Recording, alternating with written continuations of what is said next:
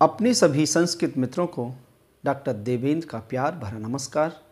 मित्रों, आज मैं एक बार फिर आपके मध्य ईशावास्योपनिषद की चर्चा लेकर के उपस्थित हुआ हूँ।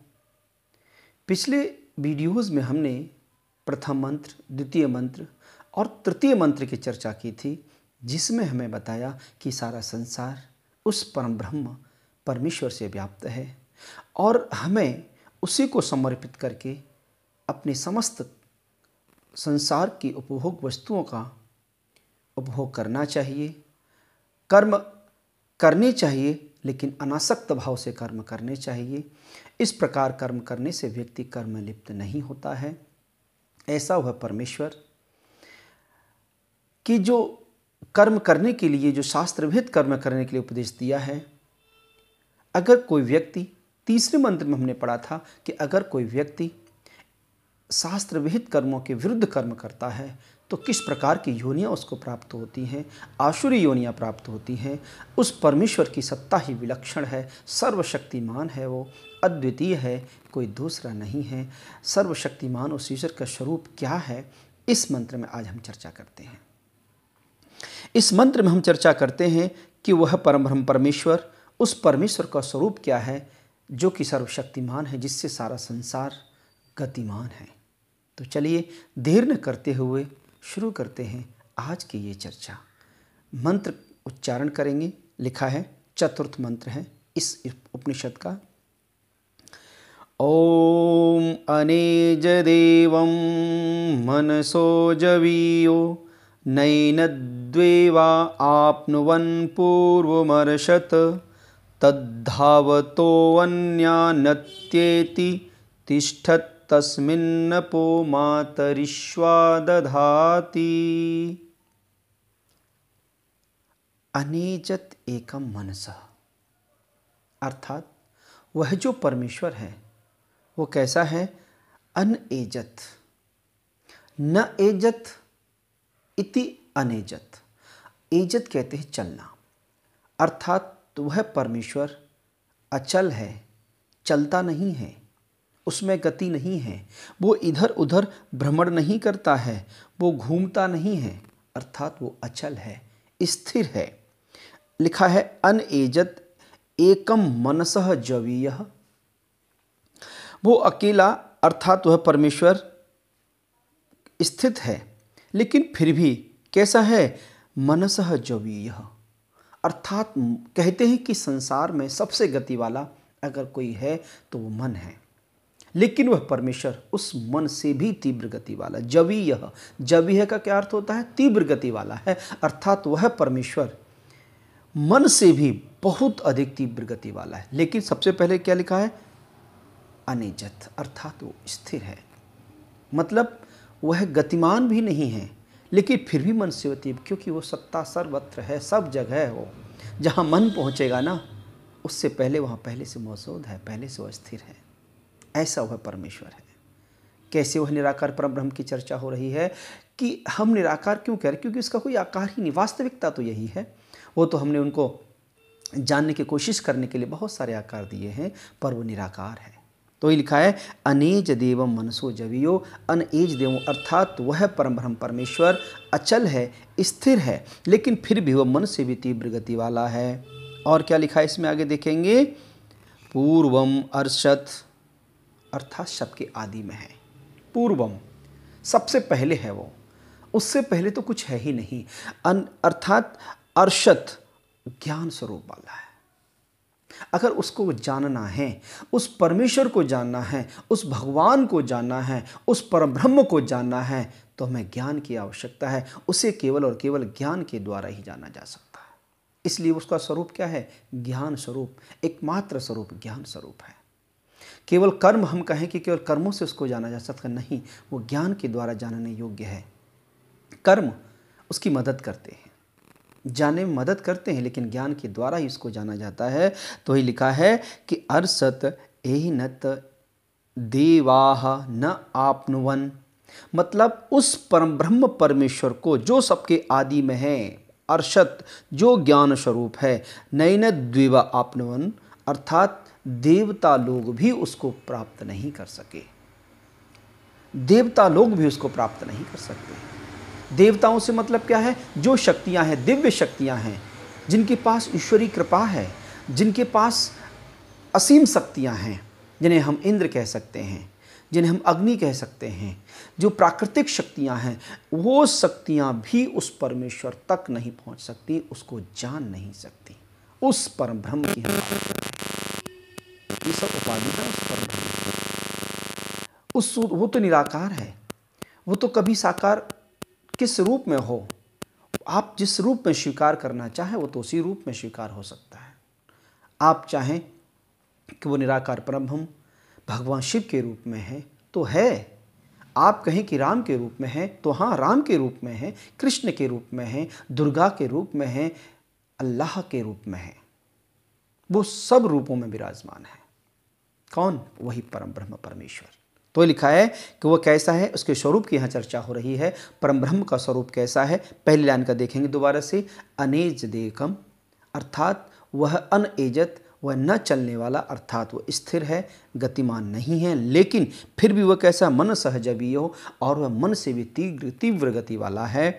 नैन देवापन पूर्वशत, और वह आदि में है, सबके आदि में है। उस ज्ञान स्वरूप वाला जो परमेश्वर है उसको नैन देवा आपनवन, अर्थात देवता लोग भी, दिव्य शक्तियाँ भी उसको प्राप्त नहीं कर सकते, अर्थात वहाँ तक पहुँच नहीं सकते हैं। और क्या लिखा है? आगे लिखा है तत् अन्यान धावतः तिष्ठति, तत् अन्यान धावत तिष्ठति, अर्थात तत् माने वह परम परमेश्वर, धावतः, धावत माने दौड़ना, अर्थात दौड़ने वाले, गति लेने वाले, अर्थात गतिमान होने वाले, उन सभी को स्थितः, स्थिर रहते हुए भी क्या कर जाता है? अत्येति, अर्थात वह अतिक्रमण कर जाता है, उनको पार कर जाता है, उनसे आगे निकल जाता है। जो दौड़ने वाले हैं, जो भागने वाले हैं, उन भागने वाले उन सभी जीवों से को भी वह स्थिर रहते हुए भी अतिक्रमण कर जाता है। मतलब एक विरोधाभास भी प्रतीत हो रहा है कि वह स्थिर भी है और अतिक्रमण भी कर रहा है। हाँ, वो स्थिर है, लेकिन प्रश्न कहाँ स्थिर नहीं है वो? मतलब वो सब जगह स्थिर है। ऐसी संसार क्या, ऐसे ब्रह्मांड में ऐसा कोई भी स्थान नहीं है, ऐसा कोई भी कण नहीं है जहाँ वो न हो। भागने वाले भागते रहो, कहाँ तक भागेंगे? लेकिन वो तो ऑलरेडी पहले से वहाँ मौजूद है, वो पहले से वहाँ उपस्थित है, तो हम उसको कैसे पार कर सकते हैं? अर्थात उसको पार कोई नहीं कर सकता। वही लिखा है धावतः, अर्थात दौड़ने वालों को भी, तिष्ठत, बैठा हुआ, स्थिर होता हुआ भी, अत्येति, अतिक्रमण कर जाता है। मतलब स्वयं तो स्थिर है, स्वयं नहीं दौड़ रहा, लेकिन दौड़ने वाले लगातार दौड़ रहे हैं, लगातार दौड़ रहे हैं, लेकिन फिर भी वह परमेश्वर सबका अतिक्रमण कर जाता है, सबको पार कर जाता है। ऐसा वह परम ब्रह्म परमेश्वर है। और आगे क्या लिखा है? तस्मिन् मातृश्वापः ददाति, तस्मिन् मातृश्वापः ददाति, अर्थात उस परम ब्रह्म के होने पर ही, उस परमेश्वर के होने पर ही, तस्मिन, उसी में ही, मातरिश्वा, अर्थात जो शक्तियां हैं, वायु देवता हो, अग्नि देवता हो, जलवृष्टि देवता हो, कोई भी हो, ये सभी की सभी शक्तियां उन्हीं की सत्ता से ही, क्या लिखा है? अपह मातरिश्वा, वायु आदि जो देवियाँ शक्तियाँ हैं वे सब सदधाती, उसी की सत्ता से अपने कार्यों का संपादन करने में समर्थ होती हैं। ये सभी शक्तियाँ किसका सामर्थ्य से खुद सामर्थ्यवान होती हैं? उस परम ब्रह्म परमेश्वर की सामर्थ्य से ही अपना अपना कार्य करने में, अपने अपने धर्म का पालन करने में वो सारी शक्तियाँ समर्थ होती हैं। किसका पालन, किसका ध्यान करने से, किसके सामर्थ्यवान से? उस परमेश्वर का, जिसका कोई रूप नहीं है, वो निराकार है, जिस भी रूप मानेंगे बस वही साकार है। तो कैसा है? एक बार दोबारा देखेंगे।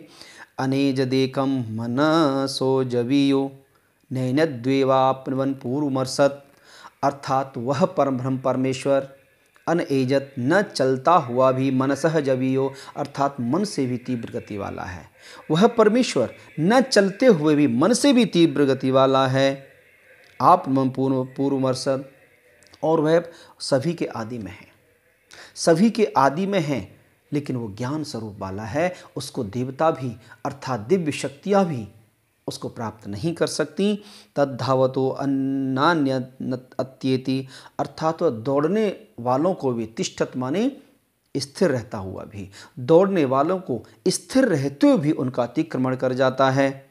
और क्या लिखा है, तस्मिन् नभोमात्र ईश्वर दधाति, उसी में ही अर्थात उसी की सत्ता से ही, उस परमेश्वर की सत्ता से ही अन्य जो जल वायु आदि जो शक्तियाँ हैं, अन्य जो देव हैं, वो भी इसी की सत्ता से अपने कार्य को करने में समर्थ होते हैं, अपने कार्य को करने में वो सामर्थ्यवान होते हैं। किसकी सत्ता से? उस परम ब्रह्म की सत्ता से। ऐसा इसका स्वरूप है। हम कहें कि हमारे जो देव हैं, हमारे सनातन धर्म में जो बहुत सारे 33 करोड़ देवताओं की चर्चा होती है, जबकि वेद में तो केवल और केवल 33 प्रकार के देवताओं का वर्णन है। अगर 33 प्रकार के देवताओं का वर्णन की बात करें अथवा 33 करोड़ देवताओं की वर्णन करें, ये सभी के सभी देव शक्तियाँ किससे सामर्थ्यवान होती हैं? उस परम सत्ता से, अर्थात उस निराकार परम ब्रह्म से, परमेश्वर की शक्ति से ही सारी शक्तियां संचालित होती हैं। वो अपने अपने कार्यों का, अपने अपने दायित्वों का निर्वहन करती हैं। ऐसा है वह परमेश्वर, ऐसी है उसकी सत्ता, ऐसी है उसकी महत्ता।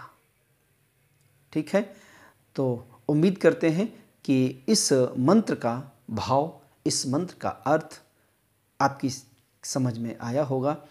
अगर किंचित मात्र भाव आपको अच्छा लगा हो तो प्लीज़ इस वीडियो को लाइक और कमेंट कीजिए।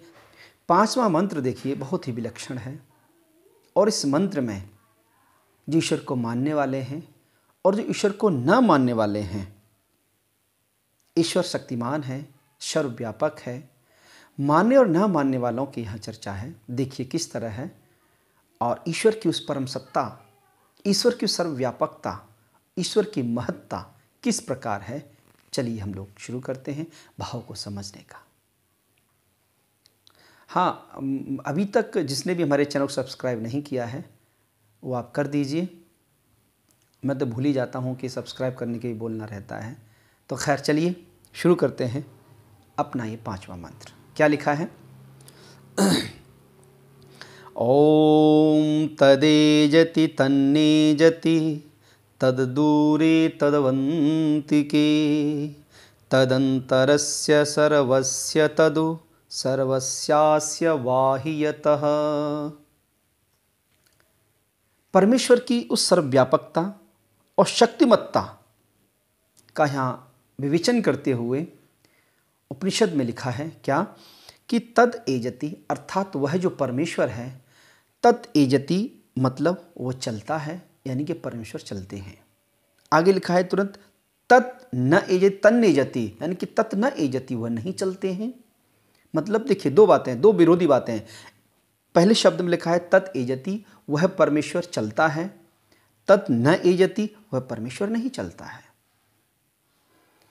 जो व्यक्ति, जो मनुष्य या जो प्राणी ये मानते हैं कि ईश्वर निराकार है, वो साकार रूप में नहीं आ सकता। हम उसकी कितनी भी भक्ति करें, हम उसको भगवान कृष्ण के रूप में बुलाएं या हम भगवान राम के रूप में बुलाएं, माता के रूप में बुलाएं, वो नहीं आ सकता, क्योंकि तत् न एजति, वो नहीं चलता है, वो चलता ही नहीं है। तो उसके लिए वो निराकार है। जिस व्यक्ति के मन में जैसा भाव, वैसा ही वो ईश्वर है। तुलसी ने भी लिखा है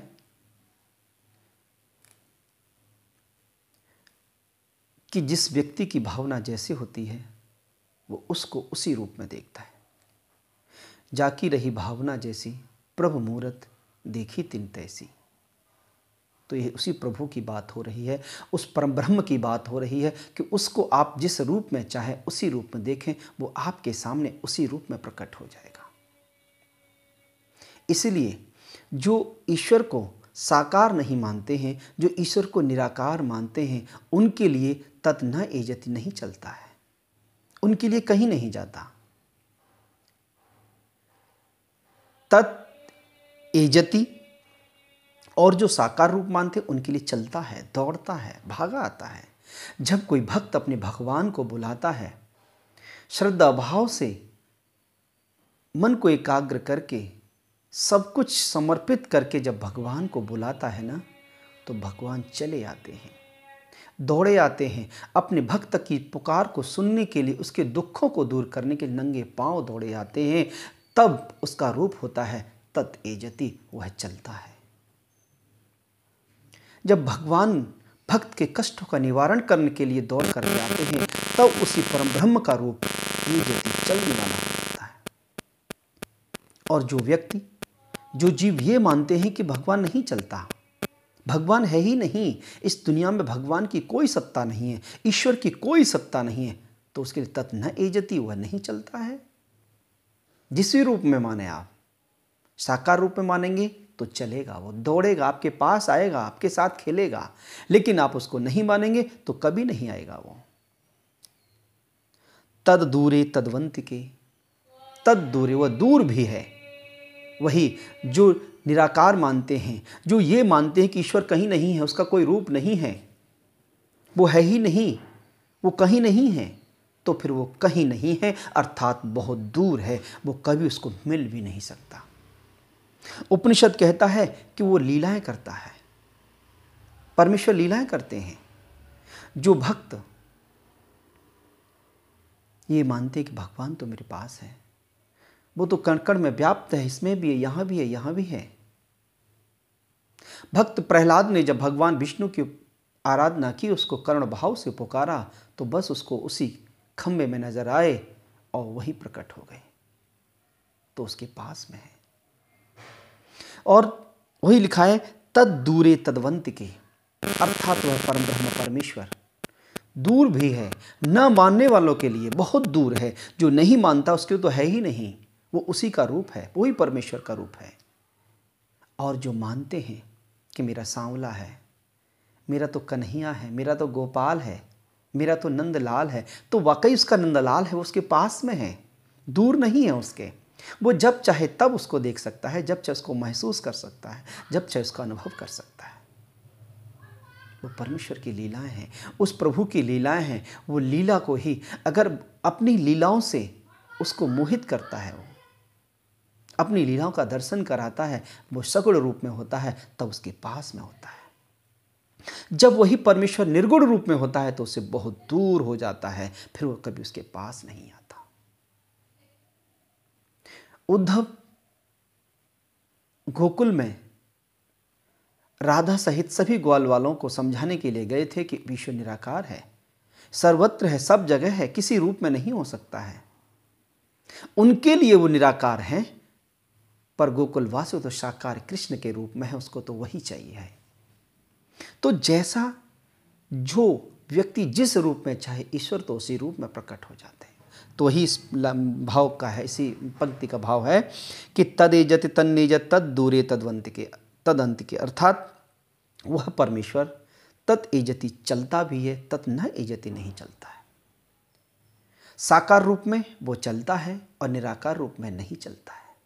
तद दूरे तद अंतिके, और वो निराकार में बहुत दूर है। जब आप हम उसको निराकार मानेंगे तो बहुत दूर है, वो आपके पास नहीं है। हम उसको नहीं मानते। बहुत सारे हमारे ऐसे मत हैं, बहुत सारे ऐसे धर्म हैं जहाँ ईश्वर को ही नहीं मानते हैं। नहीं मानते हैं तो वो भी ईश्वर का ही रूप है, ना मानना भी ईश्वर का ही रूप है। वो निराकार रूप है, वो निराकार रूप में मानते हैं, है तो मानते तो हैं, पर वो निराकार रूप में मानते हैं। और जो भक्त करुण भाव से जब भगवान को बुलाता है ना, तो उसको वो अंत के माने पास में आ जाते हैं, उसको साकार रूप में लीलाएं दिखाते हैं। आय क्या लिखा है, तदंतर सर्वस्य तदु सर्वास्य बाह्यतः तद अस्य सर्वस्य, अर्थात वह परमेश्वर इस संपूर्ण संसार के कहाँ है, अंतः, अंदर है। जो ब्रह्मांड है ना, जो सारा संसार है, उस सारे संसार के अंदर वह परमेश्वर है।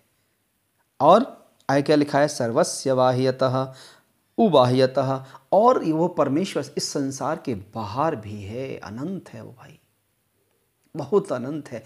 उसका तो वर्णन असंभव, कोई नहीं कर सकता, मुझे नहीं लगता कोई कर सकता है। बड़े बड़े हमारे कथावाचक, बड़े बड़े विज्ञानी, बड़े बड़े विद्वान हैं, उस परमेश्वर का तो व्याख्या, उस परमेश्वर के बारे में तो बता ही नहीं सकते। कैसे बता सकते, इतना बड़ा है वो। अब आप देख लीजिए, आप बता सकते हैं या कोई भी कैसे बता सकता है कि तद अंतस्य सर्वस्य, मतलब जो सब कुछ दिखाई दे रहा आपको, जो इस संसार में है, जो जो दिखाई दे रहा है, उन सबके अंदर निहित है।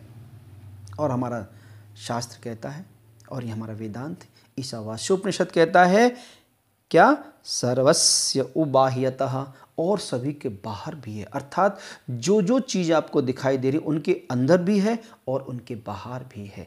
मतलब बाहर और अंदर वो परमेश्वर है। उस परमेश्वर की सत्ता सर्वत्र है, सब जगह पर है।